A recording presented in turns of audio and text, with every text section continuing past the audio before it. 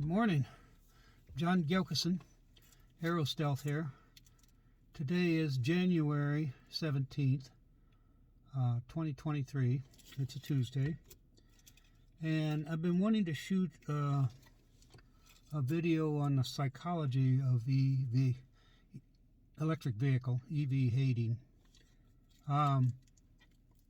You see, if you're a Facebook person, you'll see lots of threads on Facebook where people will post things that talking about how no way would I ever buy an EV, no thanks, and explaining to you what's wrong with them. And a majority of the time, most of their points are completely wrong. So I wanted to get into this phenomena, which we've only seen in the last few years. And so yesterday, me and Joseph Yaroch got together and we shot a 25-minute video, and we both had scripts on it. And unfortunately, we only ended up with 3.5 minutes of recording. So I can't even show you a bloopers reel. So there we are. I told Joseph I would shoot a preliminary video on just the basics, and then we could get together again and dive into more detail on some of these points. Joseph's a psychologist, so he has more insight into psychological phenomena than I do. But I do have 72 years of life experience, so I do have a few observations on human behavior. So after thinking about this for a number of weeks, one of the first points I came up with is people don't actually hate electric vehicles. They just fear their future that EVs represent. And I think this is true. I mean, we may not particularly like a car in the sense that, well, I wouldn't buy that car, for example, but we don't hate it. We're not effusive about criticizing it or anything. We just ignore it and move on. And 10 years ago, you wouldn't have seen this phenomena. EVs 10 years ago were very expensive, usually had range less than 100 miles, and were considered toys for rich tree huggers or green people.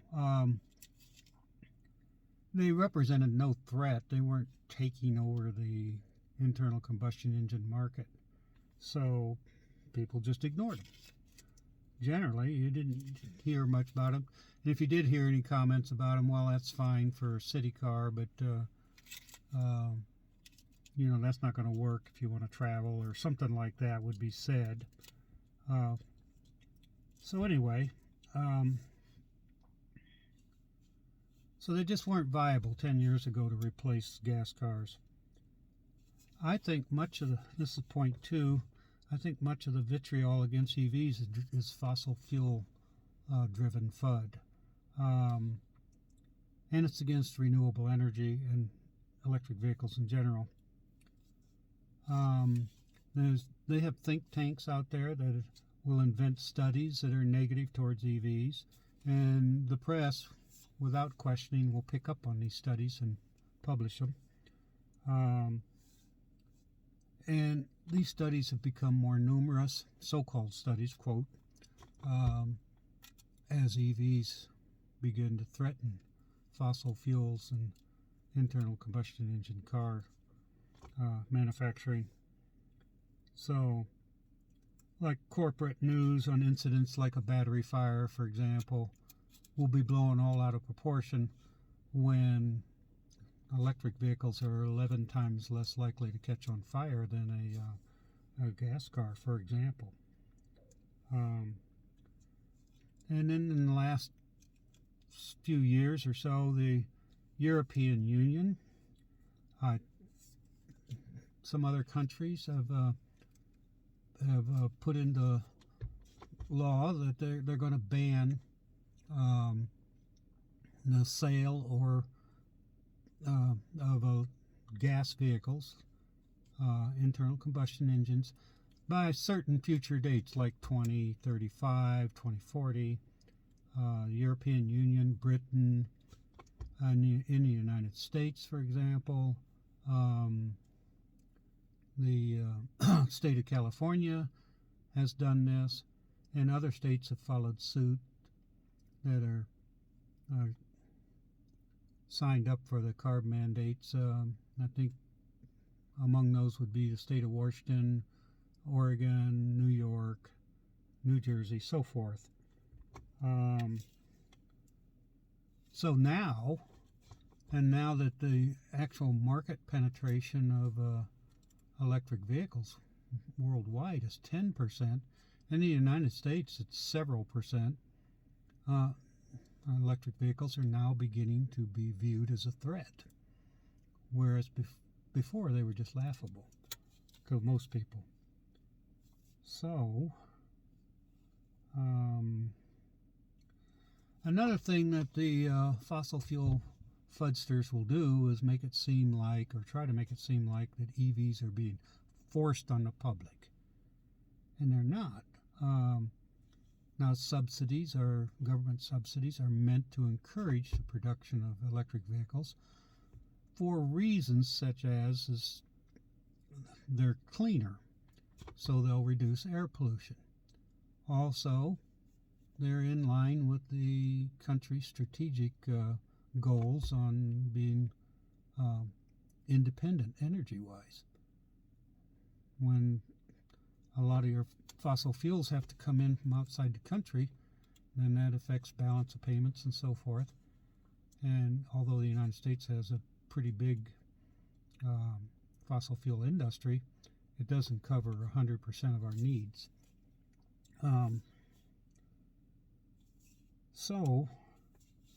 But one of the things they won't point out to you is that the fossil fuel industry itself is heavily subsidized.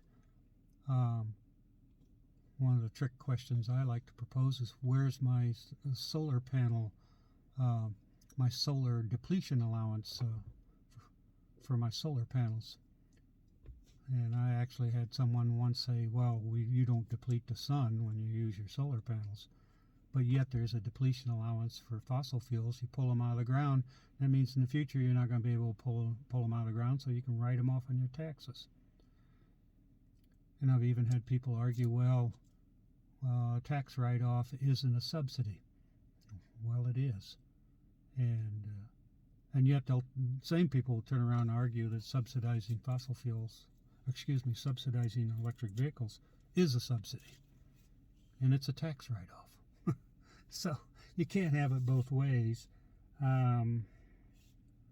So I feel like, and Joseph agrees with me, the average person operates with an information deficit, and their opinions are driven more by emotions than logic. And one of the things we discussed was that intuition that is not guided by in-depth information in a field can often lead the thinker astray. Emotional thinking can lead to completely wrong conclusions. And as I put it, lack of first principle thinking doesn't provide the intellectual framework to evaluate new information correctly. Joseph's term for this is framing bias. I'll let him explain that. So, the above conspires to create misinformation when linked to certain political views or just views, can drive responses that appear to be based in hate, when in fact I believe they are driven by fear. Now, another term that's come up from Joseph is called anchoring bias. And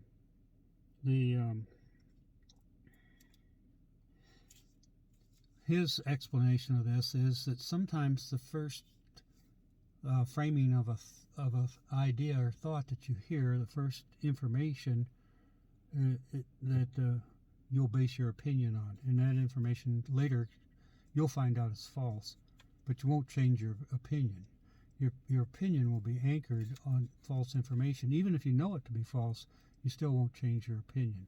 And that's because it's emotionally driven. You're not being intellectually honest about it. So,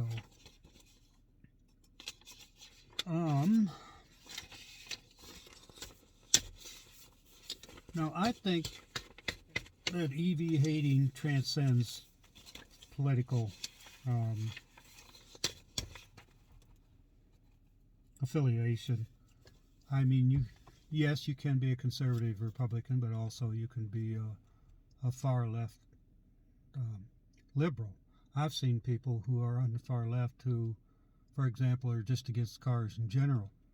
So they don't distinguish between gas cars or electric cars. They think we need to get rid of them all and we all need to ride buses and bikes. Well, that's going to, and trains, and that's going to be fine, or at least more practical in a place like Europe, where all this infrastructure is heavily developed, but in the United States it's not going to be practical in the foreseeable future. At least that's what I feel. So anyway, one of the points that I brought up was that these fears are identity-based. And so technological change, especially for cars, can represent a perceived attack on some people's identity, their place in society. And I think the car, more than any other technological object, is an outward representation of a person's identity. People choose cars on the basis of how they want the world to perceive them. Now, I think that the more money you have, this might tend to be invested in your house. Your emotional identity might tend to be invested in having a large house. But a medium income person, or even a poorer person, can often afford a car, whereas they can't. They're not really invested in their apartment complex or anything. So the car, and especially for traditionally young males, represents your identity. It's your freedom to move about, and so forth. So, but an electric car, being just as capable and in many ways better than an internal combustion engine car, really represents no threat at all. But it represents a threat to some people because they don't know about it. In other words, they have an information deficit. So one of the things that I've noticed is you can have people who are really into gas cars. We call them petrolheads sometimes. But also there can be people who are very mechanical, who work on their own cars. And they can be very conservative, but yet they'll be attracted to electric drive simply because it represents the next leap in the technology of cars. And it's more efficient and it's more powerful. And so they're usually intrigued by this, and many of them will get into building their own electric cars.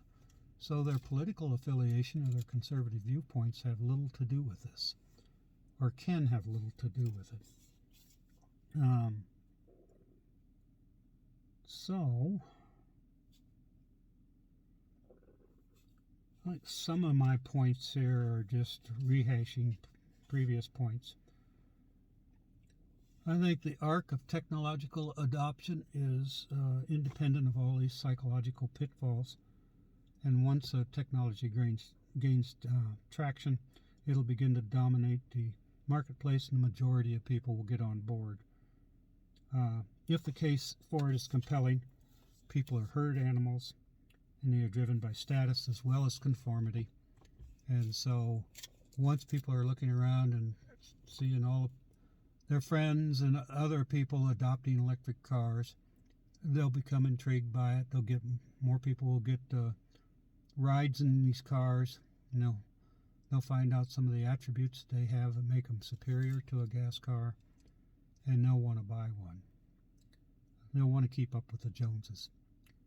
And there's what's called an S-curve for technological adoption, and we're just at the beginning stages of the S-curve for electric cars. And almost all technology that we take for granted nowadays went through this S-curve. Digital cameras, one of them. One of the biggest ones to talk about is the move from flip phones to smartphones. And when the smartphone first came on the market, people were saying to themselves, well, why would I want that? Now everybody has one, more or less. Same thing happened. Kodak had a Kodak moment with the film cameras and got passed by. And then digital cameras kind of disappeared and morphed into the smartphone, although digital cameras still do exist. But not the way they used to. So I think we're about 20 years in. The General Motors took all the EV1s back and crushed them back in 2003. So this is 2023. That's 20 years ago. Most technologies take about 30 years to come to full maturity. And then after 30 years, everything that's developed on a certain technology tends to be nuanced. It makes it a little better incrementally, but it's not in any big way. So I think where we are in electric cars right now is generally you're going to see them move from the middle 200 miles of range into the 300 miles of range. And charging might get a little faster. I think definitely all electric cars that have 300 miles of range would need 150 kilowatts of DC fast charging capability.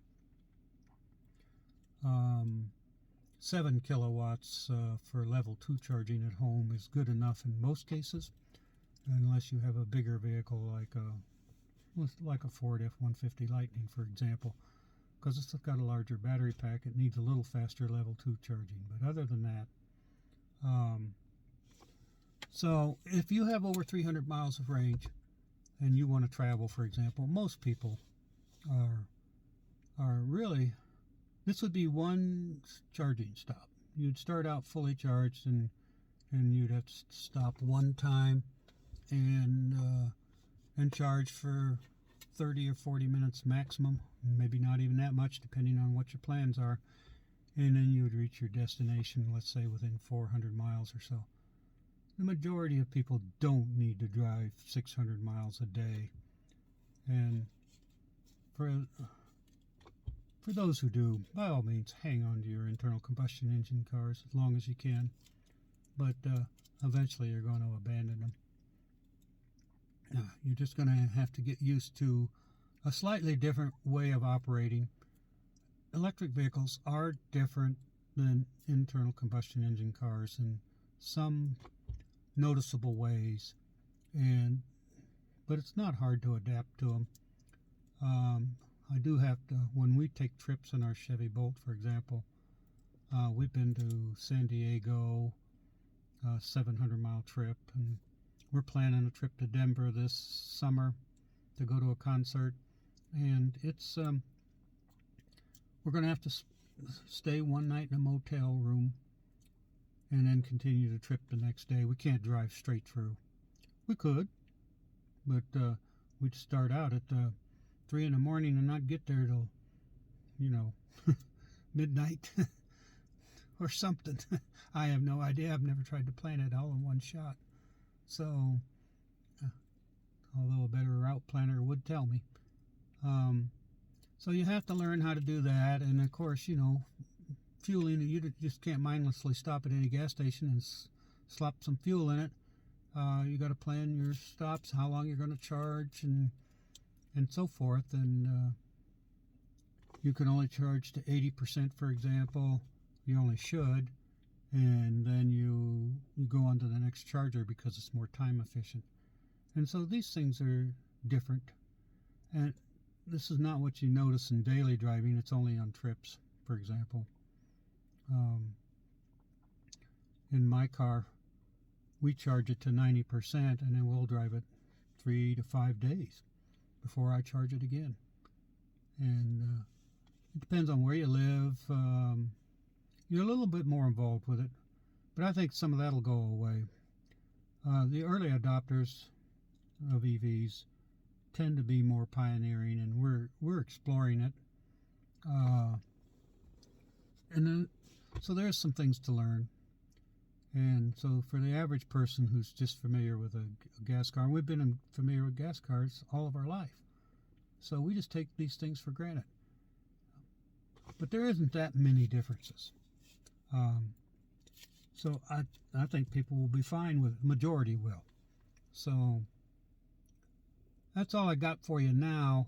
This this video is going to be continued. Me and Joseph are going to get together, and he wants to do a deeper dive into some of these psychological points, which I'm going to let him flesh out for you. So that's all I got for you today. Happy motoring. Watch those electroline fumes, folks. They'll get you. Bye-bye.